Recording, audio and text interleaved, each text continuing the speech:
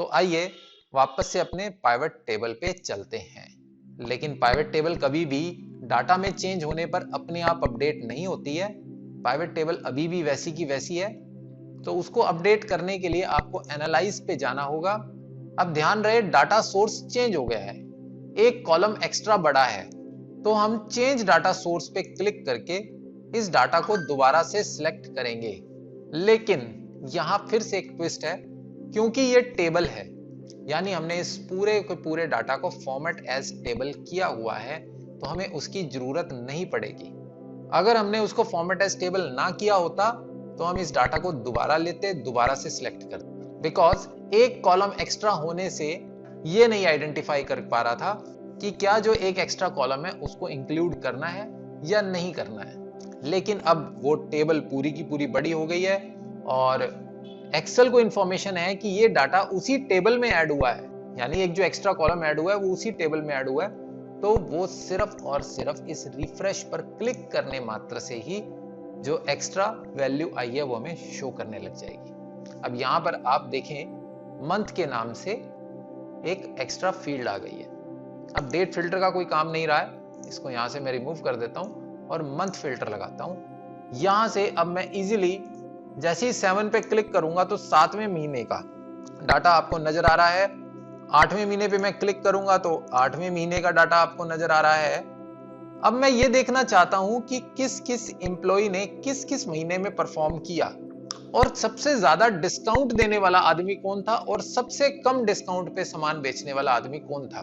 ध्यान रहे, pivot table का यूज एनालिटिक्स के लिए किया जाता है और जितने सवाल आपके दिमाग में चलेंगे उतना ही अच्छा आप पाइवट टेबल को समझेंगे। तो अभी इस मोड ऑफ पेमेंट वाली फील्ड को मैं हटा देता हूं, मुझे नहीं लगता इसकी जरूरत है। अब देखिए, कोई भी पाइवट टेबल जरूरी नहीं है कि रोज एंड कॉलम दोनों में कुछ होना चाहिए, खाली रोज या खाली कॉलम से भी काम चल सकता है। और यहां पर मैं वापस से वैल्यू फील्ड सेटिंग में जाके सम ले लेता हूं। अब देखिए, सिर्फ मुझे डाटा इतना ही दिखाया जा रहा है। अब मोड ऑफ पेमेंट का कोई मतलब नहीं रहा है, सिर्फ मुझे टोटल सेल दिख रही है। सेल्समैन 1 की टोटल सेल इतनी है, 2 की इतनी है, 3 की इतनी है और मंथ इस पर्टिकुलर मंथ में। अभी मैं ऑल कर देता हूं यहां से, बिकॉज मुझे पूरे साल का देखना है। अब मेरा अगला सवाल है कि ऐसा कौन सा एम्प्लॉय है जिसने सबसे ज्यादा डिस्काउंट बांटा और ऐसा कौन सा है जिसने सबसे कम डिस्काउंट बांटा। तो आइए पहले इसी का ही जवाब लेते हैं। डिस्काउंट वाली कॉलम को हम टॉप में ले आते हैं। अब देखिए, ये सेल्समैन है और ये इनके डिस्काउंट्स हैं। 0% डिस्काउंट पे इतनी सेल आई। 0% डिस्काउंट पे सबसे ज्यादा सेल्स करने वाला कौन सा एम्प्लॉय है? सेल्समैन 2 ने बिना डिस्काउंट दिए इतने का माल बेचा। और सबसे ज्यादा सेल करने वाला कौन सा आदमी है? सबसे ज्यादा सेल करने वाला आदमी भी यही है, यानी सेल्समैन 2 जो है वो स्टार परफॉर्मर है। यहां से ये सिद्ध हो गया, सबसे ज्यादा माल भी इसी ने बेचा और सबसे कम डिस्काउंट भी इसी ने दिए। इसकी मैक्सिमम सेल जो है 1/3 के आसपास जो सेल है वो 0% डिस्काउंट पे है। उसके बाद 5% डिस्काउंट पे है, 10% पे और कम है, 15% पे और भी कम है और 20% पे सबसे कम है। तो हमें पता चल गया कि स्टार परफॉर्मर कौन है हमारा। लेकिन जुलाई का डाटा कुछ और बोल रहा था। अब मैं ये देखना चाहता हूं कि किस महीने में किस सेल्समैन ने परफॉर्म किया। अब मुझे मंथ का फिल्टर नहीं चाहिए। फिल्टर में क्या होता है कि एक टाइम में एक ही वैल्यू नजर आती है। अब मैं मान लीजिए खाली 7 पे टिक कर देता हूं तो मुझे 7th मंथ दिखेगा, 8 पे टिक कर देता हूं 8 दिखेगा, या एक से ज्यादा मंथ देखने के लिए मैं इन पे टिक कर सकता हूं। तो मुझे फिल्टर की जरूरत नहीं है, बिकॉज मैं टोटल पूरे के पूरे साल का या पूरे 6 महीने का डाटा देखना चाहता हूं। तो इस मंथ को मैं यहां से ड्रैग करके यहां लगा देता हूं। अब देखिए, सेल्समैन 1 और उसकी सेल, अभी फिलहाल के लिए मैं डिस्काउंट को साइड में रख रहा हूं, मुझे डिस्काउंट की जरूरत नहीं है। आप एक ही रो में मल्टीपल हेडिंग्स भी डाल सकते हैं, तो डाटा आपका इस तरह से आएगा, एक हेडिंग और उसके नीचे सब हेडिंग। जैसी आपकी जरूरत होती है उसके अकॉर्डिंगली आप काम कर सकते हैं। अगर मैं सेल्समैन के नीचे मंथ लगाता हूं तो वैल्यूज आपकी इस तरह से आती हैं, यानी सेल्समैन और उसके महीने। सेल्समैन 1 ने 7वें महीने में इतनी की सेल करी, 8वें में इतने की करी, 9वें में इतने की करी। उसी तरह से सेल्समैन 2 ने, अगर मैं महीने को ऊपर चढ़ा देता हूं, ध्यान दीजिएगा, यहां पर आप ड्रैग एंड ड्रॉप करके इनको चेंज कर सकते हैं। मंथ ऊपर आने का मतलब हो गया कि हेडिंग हमारा मंथ हो गया। अब 7वें महीने में सेल्समैन की रिपोर्ट बता रहा है वो कि 7th मंथ में सबसे अच्छा परफॉर्मिंग सेल्समैन ये था, 8th मंथ में सबसे अच्छा परफॉर्मिंग सेल्समैन ये था, 5 ही था, 9th में भी लगभग यही था, 10th में सेल्समैन 2 ज्यादा अच्छा था, 11th में भी सेल्समैन 2 ज्यादा अच्छा था और 12th मंथ में फिर सेल्समैन 6 ज्यादा अच्छा था। तो अलग अलग महीनों का आपको इस तरह से डाटा नजर आ सकता है। अगर आप इस पर्टिकुलर सेल बाय को यहां ले आएंगे तो अब आपको X axis and Y axis दोनों पर ही डाटा मिलेगा। यहां पर आपको देखना और समझना थोड़ा सा आसान रहेगा, लेकिन अगर एक से ज्यादा पैरामीटर्स आपको चाहिए तब ये वाला व्यू पॉसिबल नहीं है, बिकॉज हमें कहीं ना कहीं हेडिंग और सब हेडिंग यूज करनी पड़ेगी। तो अभी मैंने मंथ वाइज और सेल बाय इन दो चीजों का यूज करके डाटा लिया है। इसको थोड़ा सा और एक्सटेंड करते हैं। अब देखते हैं कि किस सेल्समैन ने कितने डिस्काउंट पर माल सबसे ज्यादा बेचा और किस महीने में ज्यादा डिस्काउंट दिए गए। वो देखने के लिए सेल्स बाय वाला डाटा वापस से इधर ले आते हैं और मंथ वाला इधर ले जाते हैं और एक पैरामीटर और हम इंक्लूड कर देते हैं, डिस्काउंट। ठीक है, अब देखिए, अब ये डाटा की रूपरेखा बदल गई है। ये रिपोर्ट है हमारी 7वें महीने की, ये रिपोर्ट है 8वें महीने की, उसी तरह से 9वां, 10वां, 11वां और 12वां।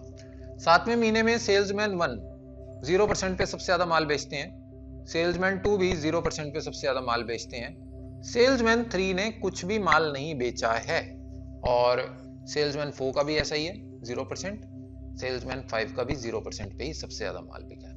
लेकिन 9वें महीने की अगर बात करें तो 9वें महीने में सेल्समैन 1 ने 10% पे सबसे ज्यादा माल बेचा है, सेल्समैन 2 ने 5% डिस्काउंट पे सबसे ज्यादा माल बेचा है, सेल्समैन 3 ने कोई ज्यादा डिस्काउंट नहीं दिया और सेल्समैन 4 ने भी ज्यादा डिस्काउंट नहीं दिया, सेल्समैन 5 ने भी 0% डिस्काउंट पे ही ज्यादा माल बेचा है। इस तरह से आप एनालिटिकल कैलकुलेशंस कर सकते हैं। आप यूज करेंगे कंडीशनल फॉर्मेटिंग का साथ में, जिससे कि आपको डाटा देखने में आसानी हो जाए, यानी नंबर्स खुद से बोलने लगे, अपना रंग दिखाने लगे। अभी फिलहाल के लिए मैं इस पूरे पेज से कंडीशनल फॉर्मेटिंग हटा देता हूं, बिकॉज रूल्स बहुत ज्यादा हो गए हैं फ्रॉम एंटायर शीट। आप डाटा को और ज्यादा कॉम्प्लेक्स भी कर सकते हैं। अब मान लीजिए आप साथ में सेल्स प्राइस के साथ एमआरपी भी देखना चाहते हैं, तो अब ये ड्यूल रिपोर्ट जनरेट हो रही है।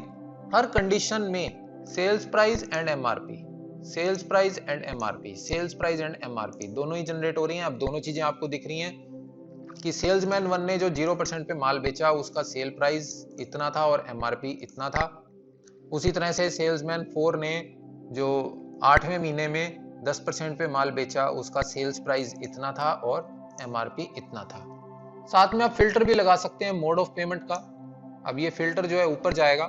अब आप सिर्फ और सिर्फ वो पेमेंट्स देखना चाहते हैं जो कैश में आई हैं। अब सिर्फ वही पेमेंट्स दिख रही हैं जो कैश में आई हैं। तो ये है पूरा पिवोट टेबल। कुछ लोग इसको पिवोट टेबल बोलते हैं, कुछ पाइवट टेबल बोलते हैं, दोनों ही सही है प्रोनाउंसिएशन में, जिसका मेन काम है एनालाइज करना डाटा को और उसको अलग अलग तरीके से डाटा को देखकर किसी कंक्लूजन पर पहुंचना।